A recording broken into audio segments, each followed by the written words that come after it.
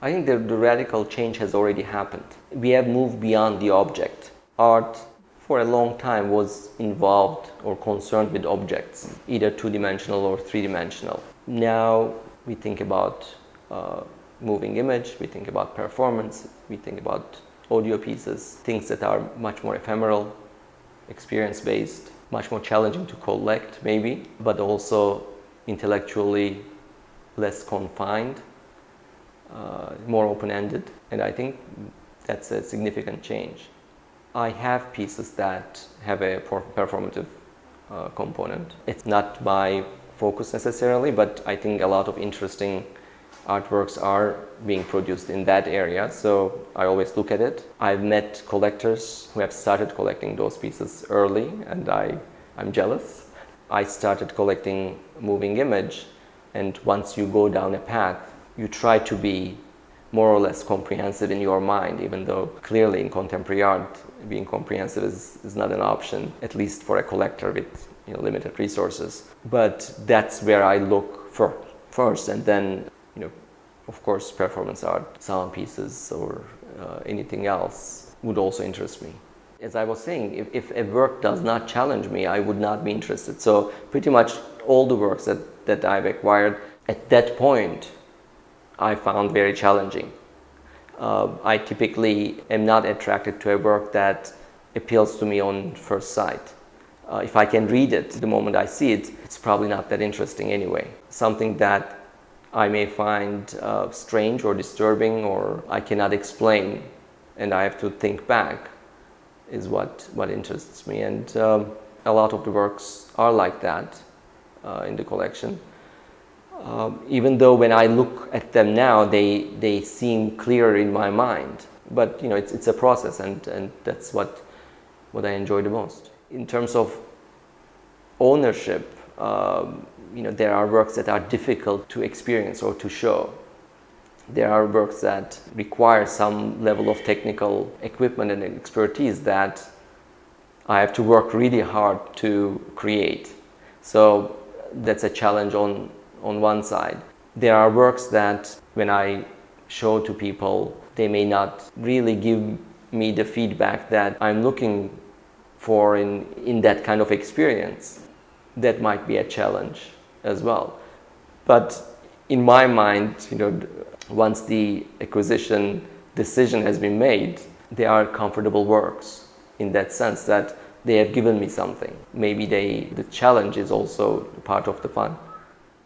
I have limited resources. I could even say I have very limited resources given where the contemporary art market is. So more than budgets, I think of trade-offs. So if I acquire one work, I have to do less of something else. That could be, buying less of, other artworks, or going to fewer vacations, or buying more expensive cars. It could be anything that has to basically finance the acquisition of an artwork. But if I see an artwork that I view as something that would have impact on the collection and on the way we will think about new productions, then I would try to acquire it. And then it's basically a matter of finding the funding for it. Yeah, as I said, at the end, our collection is not an institutional collection. It's a learning tool in a way. I'm not trying to be comprehensive. I'm trying to look at seeing different patterns or new stories. So the collection does not have a single theme. The collection doesn't have a single purpose. But there are threads in it, and some of them are better developed than the others. Some of them are also maybe more interesting to me than others, but that may also change over time. So I may decide to develop one thread that we might have started a while ago and dropped, because I see a piece that all of a sudden makes that thread much more interesting. These things are not linear. They are quite intertwined, and that's also the richness of this field. Yeah, that's what I enjoy. I like moving image. I think it gives the artist quite a bit of freedom. It gives the dimension of time that they can use that they don't have on 2 or 3 dimension. It gives them more freedom. So I'm interested in trying to see what they can create with that additional dimension. I also get offered more works in that medium, and presumably also better quality works. The gallerists know that I'm interested in video, so they come with offers in that medium much more than in some other medium. I don't get to see that many paintings. So it's difficult for me to acquire a very good painting. It's relatively more accessible for me to get a very good piece of video. So, but clearly I'm much more interested in the work than the medium. But also I have now the technical infrastructure in a way to show video. Even though when I say that, I should take it back. It's always a race against technology. It always is ahead of me, and I try to catch up. But because I have to think about it anyway, given the amount of work that I have, the incremental effort is not that big.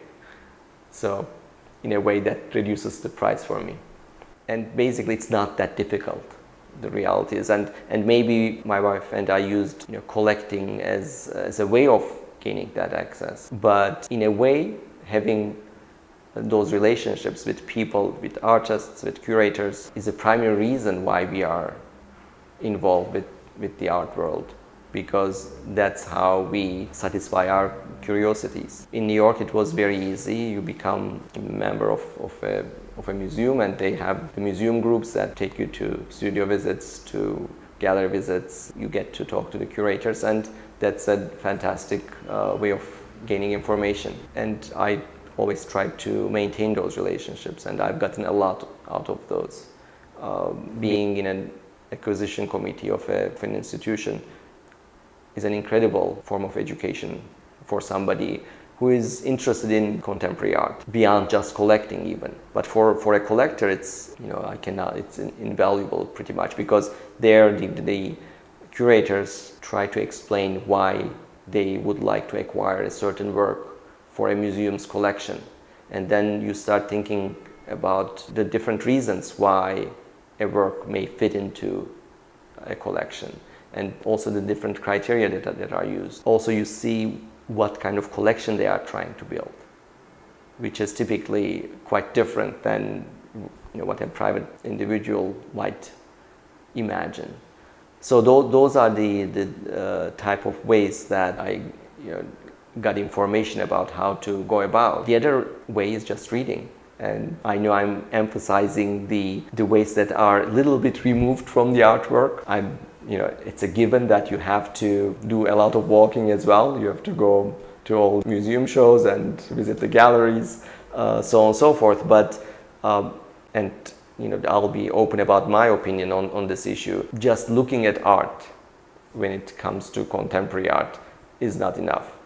You have to read about it. You have to talk about it, and more importantly, you have to listen. So people criticize collectors who buy with their ears, and clearly you cannot run to the gallery because you heard that artist is the next big thing. There is a huge possibility for failure there, and you would miss the whole point of actually being engaged with contemporary art if you do that. But listening to the gallerists or the curators talk about the works, placing them into a wider context, is, I think, quite important to come up with your own questions about it and seeing whether it fits into what you are trying to do or how you would think about it in 5 years. Contemporary art is a graduate level study. That's what I've said, and collectors are typically at a disadvantage in that. Everything else that we do seriously, we typically have graduate degrees, and the other participants, at least the artists and the curators, do have master's degrees in art. When you want to engage in an area that takes that level of expertise, you cannot just trust your eyes.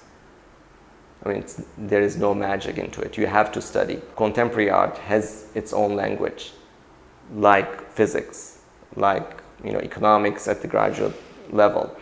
If you don't learn the language, you cannot read it, you cannot understand the formulas. But it's also quite a bit wider than some of those fields. So it's not enough to memorize certain things. You always need to keep looking.